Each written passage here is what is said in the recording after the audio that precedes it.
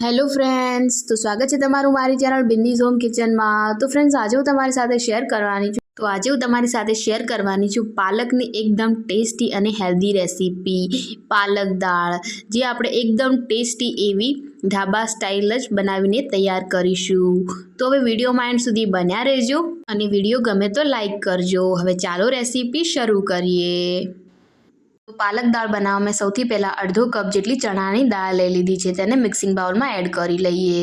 સાથે જ મેં અહીંયા 1/4 કપ જેટલી મગની મોગર દાળ લીધી છે। સાથે જ મેં અહીંયા 1/4 કપ જેટલી તુવેરની તેલવાળી દાળ લીધી છે, તેને પણ આપણે એડ કરી લઈએ। હવે આપણે તેમાં પાણી એડ કરીને તેને સારી રીતે વોશ કરી લેવાનું છે। તો અહીંયા આપણે બધી જ દાળને સરસ રીતે વોશ કરી લઈશું। આપણે દાળને ત્યાર સુધી વોશ કરવાનું છે જ્યાર સુધી તેનું બધું જ ડળું પાણી નીકળી ન જાય। તો આ જ રીતે તમે જોઈ શકો છો કે દાળ એકદમ સરસ રીતે વોશ થઈ ગઈ છે। આ જ રીતે આપણે 2 થી 3 પાણીથી વોશ કરી લઈશું। તો મેં દાળને 2 થી 3 પાણીથી વોશ કરી લીધી છે। હવે આપણે તેમાં પાણી એડ કરીને તેને લગભગ 2 કલાક સુધી મૂકી રાખીશું। ત્યાર સુધી આપણે પાલકને કટ કરી લેવાનું છે। મેં અહીંયા 1 પોળી જેટલો પાલક લીધો છે। હવે આપણે તેને કટ કરીશું। તો પાલકને આપણે એકદમ બારીક કટ કરવાનો છે, એકદમ ઝીણો જ કટ કરવાનો છે।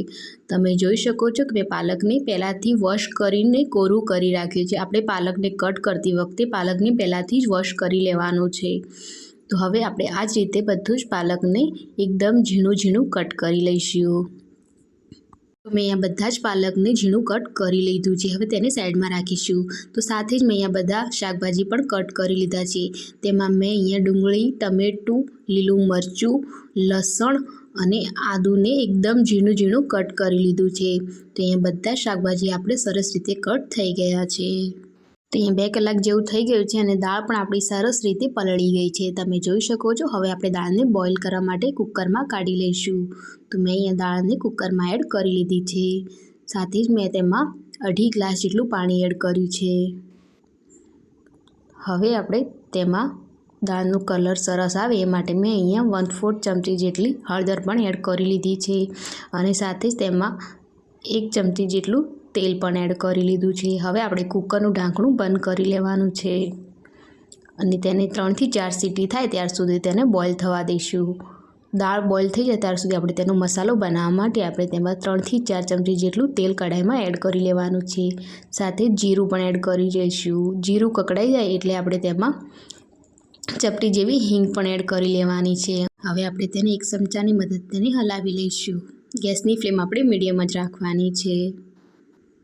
હવે આપણે તેમાં ઝીણું કટ કરેલું લસણ અને આદુને પણ એડ કરી લઈશું અને આ બંને વસ્તુને સરસ રીતે તેલમાં મિક્સ કરી લેવાનું છે અને ગેસની ફ્લેમ આપણે મીડિયમ રાખીશું। સાથે જ આપણે તેમાં લીલા ઝીણા કટ કરેલા મરચાં પણ એડ કરી લઈશું। તો મરચાંની ક્વોન્ટિટી તમે તમારા ટેસ્ટ પ્રમાણે વધારે કે ઓછી કરી શકો છો। મેં અહીંયા 2 મરચાં એડ કર્યા છે। મરચાં સંતળાઈ જાય સારી રીતે એટલે આપણે તેમાં ડુંગળી પણ એડ કરી લેવાની છે। મેં અહીંયા 2 મીડિયમ સાઇઝની ડુંગળીને ઝીણી કટ કરીને લીધી છે। હવે આપણે ડુંગળીને સારી રીતે સાંતળી લેવાની છે। ગેસની ફ્લેમ મીડિયમ રાખવાની છે અને ડુંગળી થોડી ટ્રાન્સપરન્ટ થાય ત્યાં સુધી આપણે તેને કૂક કરવાની છે। આપણે ડુંગળીને સારી રીતે કૂક કરી લઈશું। તો આ જ રીતે આપણે ડુંગળીને હલાવતા જઈશું અને તમે જોઈ શકો છો કે ડુંગળી ટ્રાન્સપરન્ટ થઈ ગઈ છે અને સારી રીતે કૂક પણ થઈ ગઈ છે। હવે આપણે તેમાં ટમેટાં પણ એડ કરવાના છે। મેં અહીંયા 1 મોટું ટમેટું લીધું છે ઝીણું કટ કરીને। આપણે ટમેટાને પણ સારી રીતે મિક્સ કરી લેવાનું છે। તો અહીંયા ટમેટું મેં સારી રીતે મિક્સ કરી લીધું છે અને ટમેટું સરસ રીતે કૂક થઈ જાય એ માટે આપણે તેમાં મીઠું એડ કરવાનું છે। તો અહીંયા મીઠું આપણે સ્વાદ પ્રમાણે જ એડ કરી લેવાનું છે। મીઠું એડ કરી લઈશું। ગેસની ફ્લેમ મીડિયમ રાખીશું। અહીંયા ટમેટાને આપણે સારી રીતે કૂક થવા દેવાના છે, જેથી ટમેટા એકદમ સોફ્ટ થાય ત્યાર સુધી આપણે તેને કૂક થવા દઈશું। તો હવે ટમેટા આપણા સારી રીતે સોફ્ટ થઈ ગયા છે અને સરસ રીતે કૂક પણ થઈ ગયા છે। તો હવે આપણે તેમાં મસાલા પણ એડ કરવાના છે। તો મેં અહીંયા 1 ચમચી લાલ મરચું પાવડર, 1/2 ચમચી હળદર પાવડર અને 1/2 ચમચી ધાણા જીરું પાવડર પણ એડ કરી લીધું છે અને મસાલા બળે નહીં એ માટે આપણે થોડું પાણી પણ એડ કરી લીધું છે। હવે આ બધી જ વસ્તુને આપણે સારી રીતે મિક્સ કરી લઈશું। આપણે મસાલાને પણ સારી રીતે મિક્સ કરી લઈશું। મસાલા સારી રીતે મિક્સ કરી લીધા છે। હવે ઢાંકણું ઢાંકીને તેને સરસ રીતે કૂક થવા દઈશું। તો અહીંયા 2 થી 3 મિનિટ જેવું થઈ ગયું છે અને મસાલા આપણે સારી રીતે કૂક થઈ ગયા છે, તેમાંથી ઓઇલ સેપરેટ થવા લાગ્યું છે। હવે ફરીથી આપણે તેને એકવાર સરસ રીતે મિક્સ કરી લઈશું। તો આપણે ગેસની ફ્લેમ મીડિયમ રાખીશું અને હવે આપણે જે કટ કરીને પાલકને રાખ્યું હતું તેને પણ એડ કરી લેવાનું છે।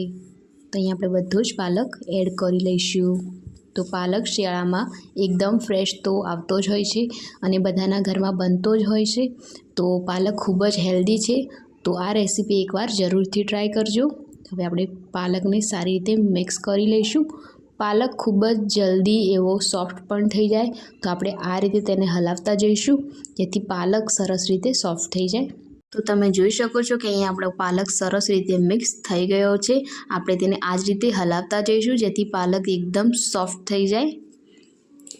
તો તમે જોઈ શકો છો કે પાલક પણ સરસ રીતે સોફ્ટ થઈ ગયો છે। હજુ પણ આપણે તેને 2 થી 3 મિનિટ સુધી આ જ રીતે હલાવતા જઈશું અને જેથી તે સરસ રીતે કૂક થઈ જાય। તો આ જ રીતે આપણે તેને મિક્સ કરતા જઈશું અને હલાવતા જઈશું। ગેસની ફ્લેમ આપણે મીડિયમ જ રાખીશું। પાલક કૂક થાય છે ત્યાર સુધી આપણે દાળને ચેક કરી લઈએ। તો દાળનું કુકર ઠંડુ થઈ ગયું છે, તો દાળને આપણે ખોલીને જોઈએ તો દાળ આપણી સરસ રીતે કૂક થઈ ગઈ છે। તમે જોઈ શકો છો કે એકદમ ઘટ મને જેવી જોઈએ છે એ જ પ્રકારની દાળ તૈયાર થઈ ગઈ છે અને ચણાની દાળને આપણે દબાઈને જોઈએ તો દાળ સરસ રીતે સોફ્ટ થઈ ગઈ છે। તો અહીંયા આપણો પાલક પણ સરસ રીતે સોફ્ટ થઈ ગયો છે। હવે આપણે દાળને તેમાં એડ કરી લઈશું। તો મેં અહીંયા પાલકની અંદર દાળને એડ કરી લીધી છે। હવે આપણે બધી જ વસ્તુને સારી રીતે મિક્સ કરી લેવાનું છે।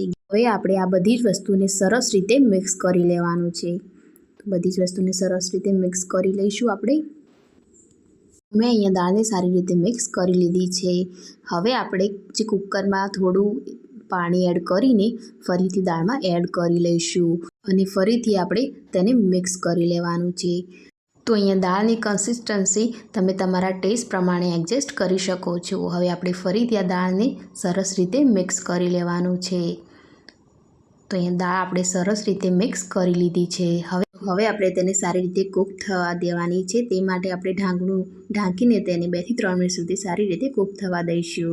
તો અહીંયા 2 થી 3 મિનિટ જેવું થઈ ગયું છે। હવે આપણે ઢાંકણું ખોલીને દાળને ચેક કરી લેવાની છે। દાળમાં સરસ એવું બોઇલ આવી ગયું છે। હવે આપણે તેને હલાવીને ચેક કરી લઈશું। તો મારે જે રીતની દાળને જોઈએ છે એ જ રીતની અહીંયા બનીને તૈયાર થઈ ગઈ છે। તો હવે આપણે તેમાં કસૂરી મેથી પણ એડ કરી લઈશું। સાથે જ આપણે ગરમ મસાલો એડ કરવાનો છે।